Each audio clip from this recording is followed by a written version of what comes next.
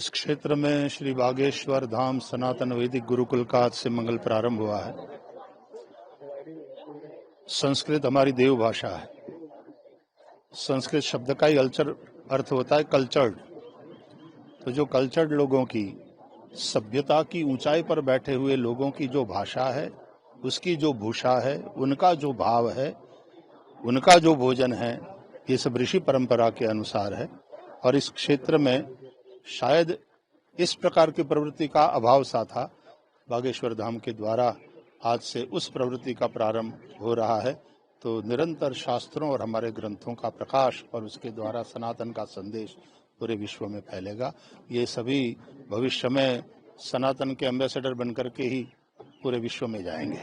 समाज के लिए इस तरीके के वैदिक गुरुकुल खोला जाना कितना फोकस समाज के? जैसा कि आज ही मैंने कहा, कई लोग कहते हैं संस्कृत इज डेड लैंग्वेज। ऐसा नहीं है। एआई के जमाने में, आर्टिफिशियल इंटेलिजेंस के जमाने में संस्कृत की अहमियत और बढ़ने वाली है, ऐसा उस क्षेत्र के जानकार लोगों ने कहा है। अतः धोती पहने चाहे पैंट पहने, लेकिन संस्कृत भाषा जानना समझना जरूरी है। और भारत इसी से समृद्ध है और हम दे सकते हैं विश्व को ये भाषा और इस भाषा वाला ज्ञान।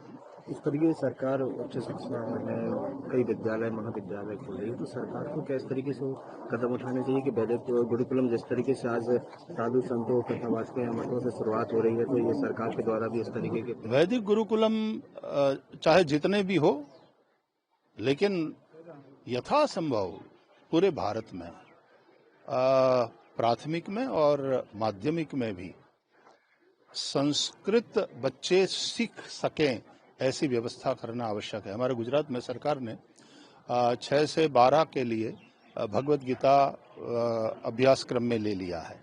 तो बच्चे सीखते हैं, उसका अर्थ समझते हैं और उनके लिए केवल वो फिलोसॉफिकल न हो जाए, इसलिए उस श्लोक या तो उस संदेश से संबंधित एक कहानी साथ में रखी गई है। तो इस तरह से संस्कृत के प्रति अभिरुचि हो।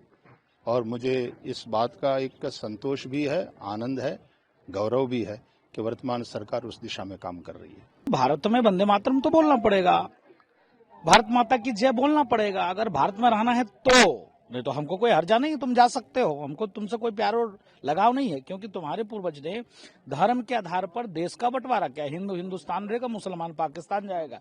फिर भी हमारे पूर्वजों ने तुमको बांधकर गले लगा के रखा कि नहीं, हम उस धर्म को मानने वाले जो कहता धर्म की जय हो, अधर्म का नाश हो, प्राणियों में सद्भाव हो, विश्व का कल्याण हो, सर्वे भवन्तु सुखना की भाव और भावना मेरे अंदर है। इसके नाते तुम यहाँ रहो और तुम भारत के संविधान को नहीं मानोगे, ये तो नहीं चलेगा। इसके नाते मैं तो यही कहता हूं कि तत्काल प्रभाव से जो भी वंदे मातरम ना बोले, उसको वोट देने का अधिकार खत्म और उसको 20 वर्ष के लिए कैद और आजीवन किसी भी व्यवस्था में सरकार को उसमें शामिल होने ना दिया जाए। जो भारत माता की जय और वंदे मातरम नहीं बोलेगा, ये हमारी मांग है संतों की तरफ से।